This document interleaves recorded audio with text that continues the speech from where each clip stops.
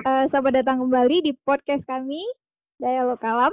Kali ini saya benar-benar dialog nih ya, nggak sendirian, karena kali ini saya bersama teman saya. Siapa teman saya? Ten. Iya, Ten. Ntar kalau mau kenalan, di ujung deh kita kasih tahu alamat IG-nya. Boleh ya, Ten ya? Boleh. Seperti yang pernah saya bilang nggak ya? Atau di deskripsi podcast kami, podcast ini adalah podcast orang-orang LDR. Jadi kalau misalnya mau rekaman, kita nggak pernah bareng atau nggak pernah ketemu, ini rekaman jarak jauh. Caranya gimana, Ten? Caranya adalah dengan call record. Iya, kita teleponan terus direkam. Sebenarnya bisa pakai Zoom, tapi karena kita berdua katro, jadi nggak pakai Zoom. Langsung cara paling primitif. Kita teleponan terus kita rekam gitu. Ini sebenarnya kita bisa ngelakuin ini dari dulu ya, Ten ya? Iya, dari dulu. Tapi Tapi enggak. ngapain aja gitu? Enggak, ini justru kayaknya corona ini menginspirasi kita untuk melakukan ini deh. Tapi ya sih benar, karena kita banyak di rumah, jadi kayak banyak hal-hal yang kemudian kita renungkan. Weh. Aku jadi makin dewasa kayaknya gara-gara Wow. Banyak renungin apa lu? Ya itu ntar kontennya jadi lain.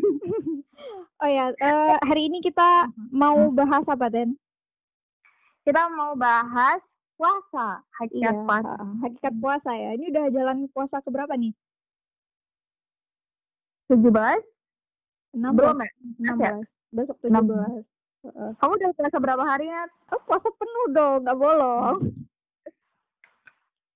Standing ovation.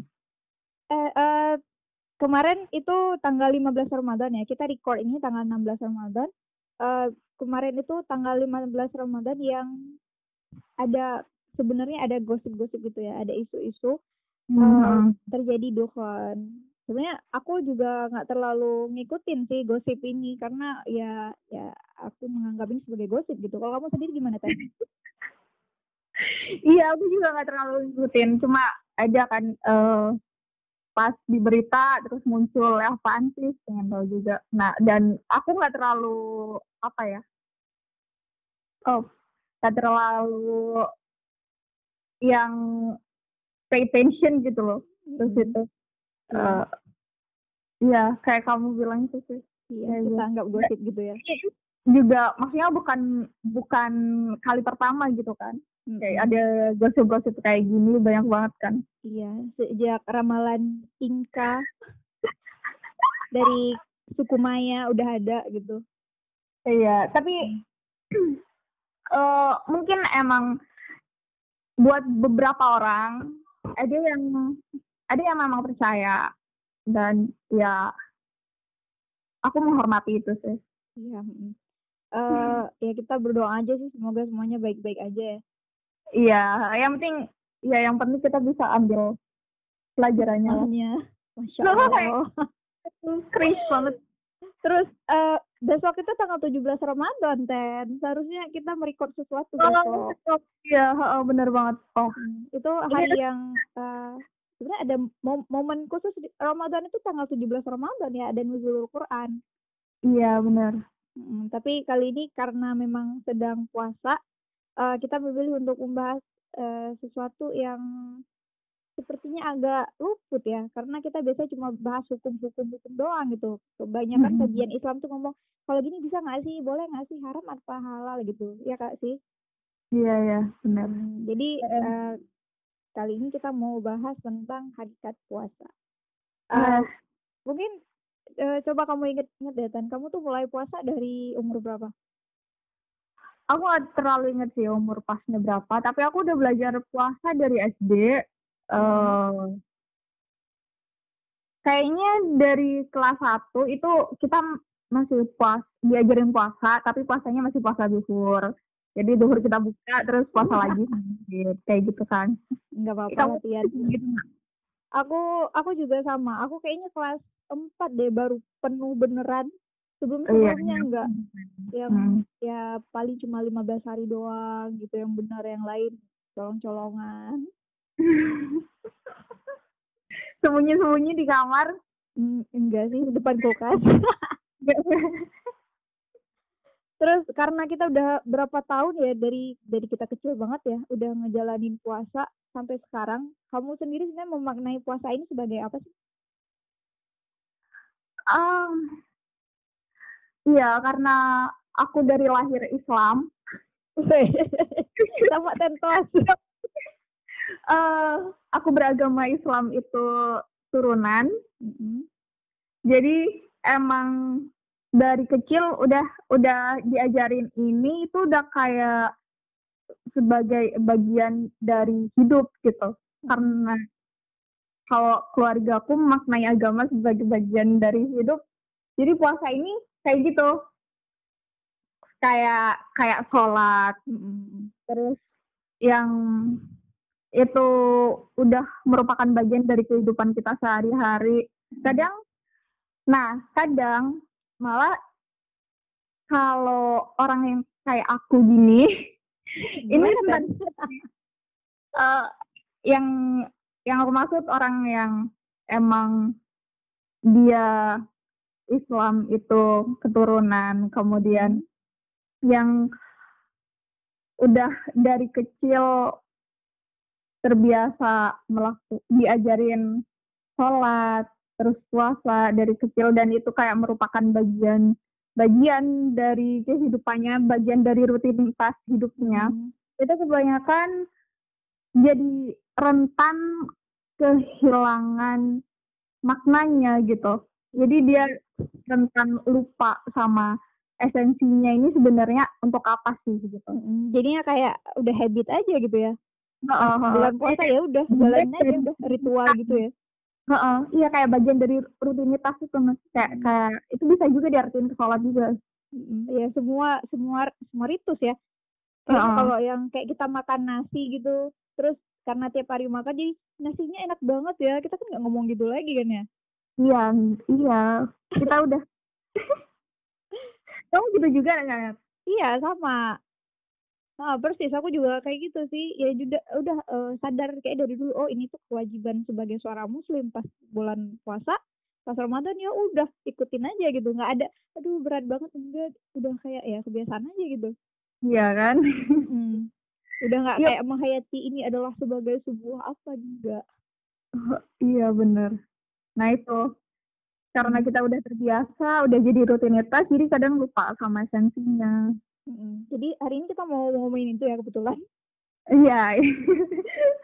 Kamu udah baca apa aja, Dan? Ayo, mungkin kita sharing ke pendengar untuk kembali mengingatkan kita semua, apalagi kita nih berdua yang ngomong, apa sih sebenarnya esensi dari puasa? Kenapa orang-orang itu perlu puasa? Bahkan tuh sampai ada hadis-hadisnya ya. Ada hadisnya sampai orang-orang kalau misalnya berpuasa itu maka akan diberi ganjaran yang sangat besar gitu, dibukakan pintu-pintu surga, sampai diberi motivasi seperti itu gitu. Terus dalam Quran juga tegas banget ada perintahnya orang itu harus berpuasa. Sebenarnya kenapa sih? Apa esensinya gitu? Gimana? Iya. Kalau sekarang aku lagi guru ngajinya lagi Quraish Shihab sama Pak Haidar Bagir, karena aku lagi pengen belajar tasawuf. Iya, Masya Allah. Bismillahirrahmanirrahim, doakan. Takbir. Ya jadi itu sih aku mau bahas ya beberapa hal dari apa yang mereka sampaikan. Kalau dari puasanya sendiri, puasa dalam Islam ya, karena sebenarnya puasa ini bukan cuma tradisi Islam aja kan. Jadi, puasa ini juga banyak gitu yang memakainya sebagai salah satu bentuk asketisme di agama-agama lain. Kalau dalam Islam sendiri kan juga disebutkan di Al-Quran ayat berapa ingat? Ayat 183. Surat apa? Al-Baqarah. Bisa dibacakan? Aku yang baca. Bismillahirrahmanirrahim. Ya ayyuhalladzina amanu kutiba alaikumus syiyam kama kutiba alal ladzina min qablikum la'allakum tattaqun. Kata-kata yang dipakai kutiba di situ. Diwajibkan. Iya, jadi artinya adalah wahai orang-orang yang beriman, diwajibkan atas kamu berpuasa sebagaimana diwajibkan atas orang sebelum kamu agar kamu bertakwa. Nah, kalau dari sini, sebelumnya di sini yang kata berarti puasa itu siam. Sebenarnya di Al-Quran ada 2 kata yang berarti puasa. Yang pertama siam. Ini yang dipakai di ayat ini, dan yang kedua saum itu di Quran surat Maryam. Ayat berapa? Ayat 26 ya? Iya, yang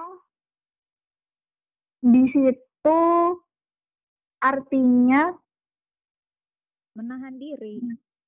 Menahan ngomong diri. Ya, puasa sekalian puasa ngomong gitu, nggak ngomong. Nah, kalau yang merujuk ke puasa Ramadan ini katanya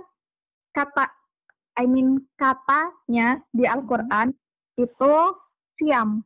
Jadi kalau yang saum itu menahan diri untuk ngomong, kalau di siam ini yang merefer puasa Ramadan, yang puasa yang itu diwajibkan.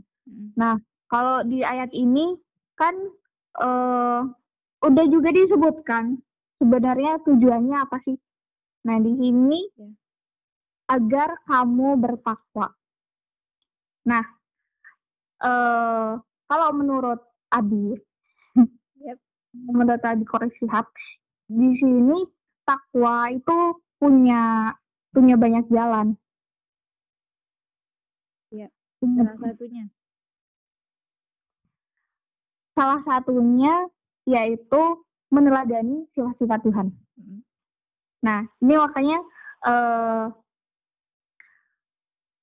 kenapa pada saat orang berpuasa itu kita tidak diperbolehkan untuk makan dan minum.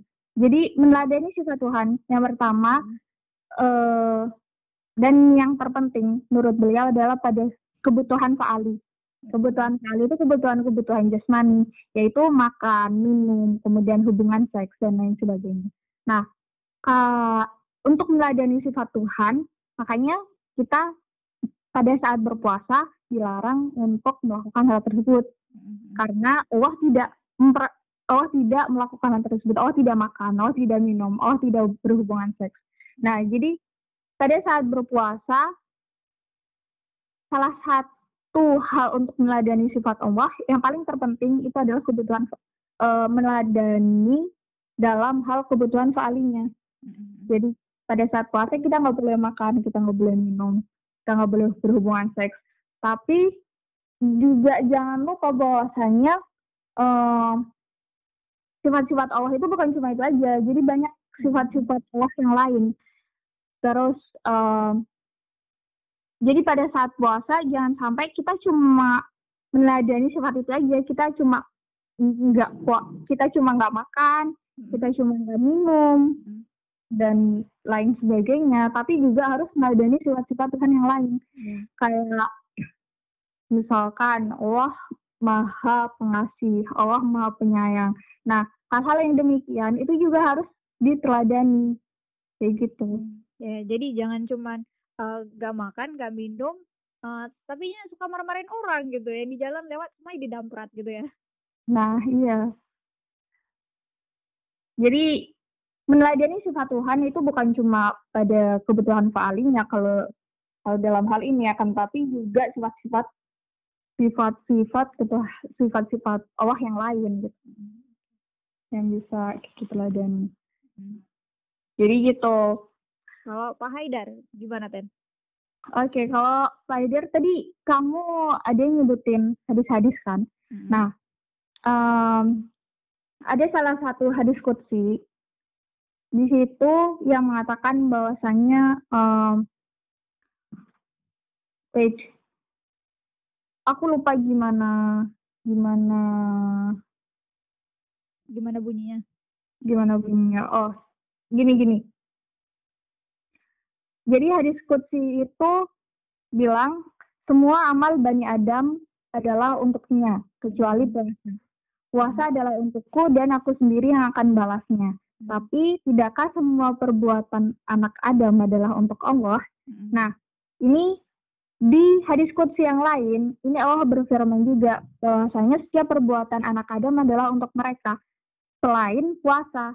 Maka puasa adalah untukku dan aku yang akan balasnya. Ya, jadi ini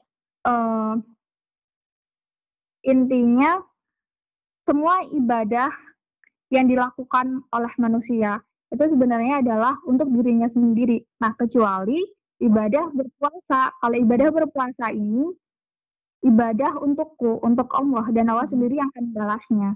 Nah, kemudian di sini Pak Haidar mensejajarkannya dengan hadis qudsi yang lain, yang pada saat itu Allah bertanya kepada Nabi Musa, "Wahai Musa, mana ibadahmu untukku?" Kemudian Nabi Musa menjawab, "Sesungguhnya semua ibadahku adalah untukmu ya Allah." Tidak demikian wahai Musa.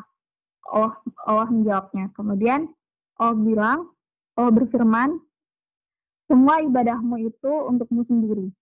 Nabi Musa bertanya, lalu apakah ibadahku untukmu? Kemudian Allah menjawab, memasukkan rasa bahagia ke dalam diri orang yang hancur hatinya.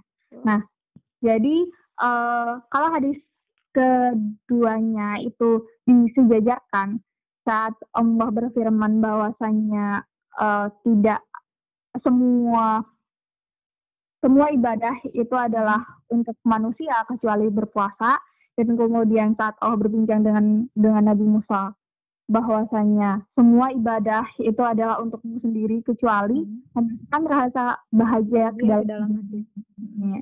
Nah, kalau hadis kedua itu disejajarkan, maka di sini puasa bisa bermakna memasukkan rasa bahagia ke dalam diri orang yang hancur hatinya. Wow. Nah, iya, jadi bisa disimpulkan dari kedua hadis tersebut kalau esensi puasa sebenarnya adalah sebagai pembinaan keprihatinan sosial, empati terhadap orang-orang yang susah gitu. Sebenarnya ini juga udah banyak kan ya yang bilang tentang hal itu, yang sadar tentang hal itu. Kalau puasa itu ya biar kita bisa ngerasain gimana sih rasanya orang-orang susah yang nggak bisa makan seharian. Nah, itu biar kita bisa berempati kepada orang lain. Ya, apalagi sekarang di zaman lagi masa corona ini ya, orang-orang kan pada susah nyari uang juga ya. Iya, makanya empati itu benar-benar penting, apalagi pada saat sekarang. Udah puasa lagi masa kayak gini, lagi pandemi gini ya. Jadi tuh sebenarnya puasa ini banyak banget mengajarkan kita tentang bagaimana menempatkan diri kita ke posisi orang lain gitu. Ya nggak sih? Iya, benar. Jadi kita tahu gimana rasanya orang-orang susah yang nggak bisa makan seharian, yang itu gak enak banget. Gak enak ya, Ban? Kita lapar jam 10 malam juga tetap masak mie. Iya, dan apalagi sekarang gitu ya, aku pikir semua orang yang punya duit berlebih, punya rezeki berlebih, itu kalau aku mikirnya kayak sekarang, biarpun aku bisa kayak pengen apa tapi aku bisa beli, kayak jadi mikir gitu, Nat, kalau aku beli ini empati nggak ya sama orang, kan sekarang lagi susah, jadi ngerasa bersalah nih habis impulse buying. Jadi kayak mending kalau punya rezeki berlebih mending disedekahin gitu. Sekarang emang lagi banyak orang susah dan kayaknya nggak punya empati aja kalau orang hedon dan ya orang Iya, iya. Terus gimana lagi Tan? Ada nggak mungkin pendapat-pendapat lain gitu yang mau ditambahin untuk dari dua orang guru ngaji kamu ini?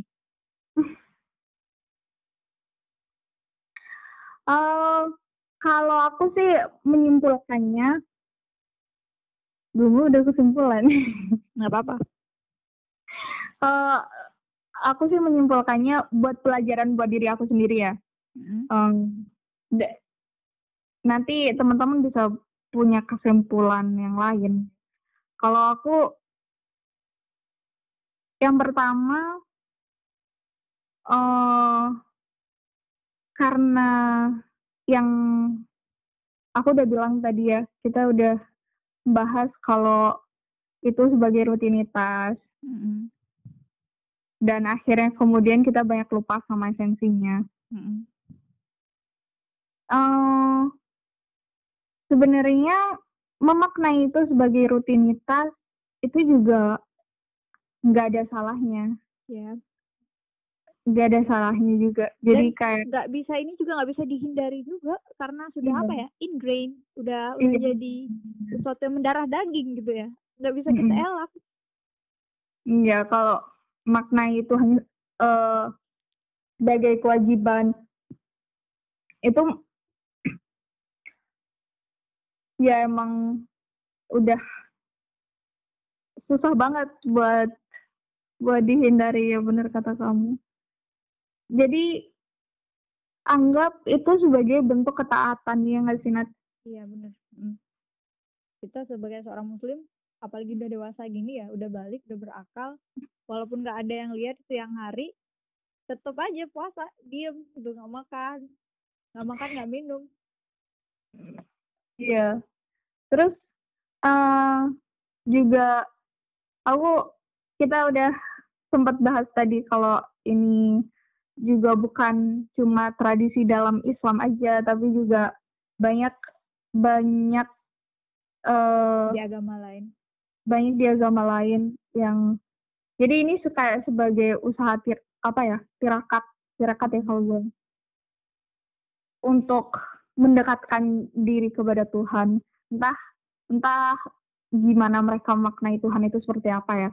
Tapi memang puasa ini banyak digunakan sebagai salah satu langkah tirakat, dan aku mikirnya juga kayak gitu. Jadi selain tadi sebagai kewajiban, kita maknanya sebagai kewajiban atau atau rutinitas dan habit yang udah engage sama hidup kita. Kemudian aku juga mikirnya itu sebagai tirakat. Kemudian juga tirakat ini mengajarkan banyak hal gitu, melatih kita banyak hal gitu. Bukan cuma untuk menjaga misalkan pola makan yang baik. Iya. Ada hadisnya tuh, sumu taswihu, berpuasalah maka kamu akan sehat. Nah, ya, jadi tirakat ini banyak gitu manfaatnya gitu. Pasti bakal banyak manfaatnya, bukan cuma dari segi spiritualitasnya aja ya, bukan cuma dari dilihat dari segi agamanya aja, tapi juga melatih kita untuk banyak hal gitu, untuk dari segi biologi bahkan sosial apalagi. Iya, untuk menahan diri. Dan aku pikir menahan diri itu susah banget kalau nggak dilatih. Iya benar, makanya kita itu sebagai muslim dari kecil banget ya udah puasa, walaupun awalnya bukanya jam 11 gitu, terus start jam 1 sampai akhirnya kita tuh kuat untuk puasa seharian. Iya benar. Perlu latihan banget ya, nggak bisa gitu kita ujuk-ujuk nggak pernah puasa, pas balik puasa gitu. Pasti ntar ada rasa kayak eh, ketaatan itu belum tumbuh gitu loh, belum terbiasa ya nggak sih? Kalau kamu mikirnya gitu nggak? Iya, aku juga. Dan bukan cuma makan aja, bukan cuma nahan makan minum aja ya, bukan cuma nahan lapar aja ya, tapi Hmm. nahan yang lainnya itu. Iya, nahan yang lain banyak ya, banyak yang harus ditahan sama puasa. Mariam aja nahan ngomong gitu. Iya, dan karena kayak yang tadi dibilang kan, kalau puasa itu bukan cuma meneladani sifat Tuhan yang berhubungan dengan kebutuhan sehari aja, tapi juga meneladani sifat sifat Tuhan yang lain. Iya, benar. Semuanya ya. Heeh, heeh. Eh, Dan ya, dan itu susah gitu kalau kalau Tanpa kita nggak latihan. menahan diri gitu. Susah kalau kita nggak menahan diri. Iya, benar.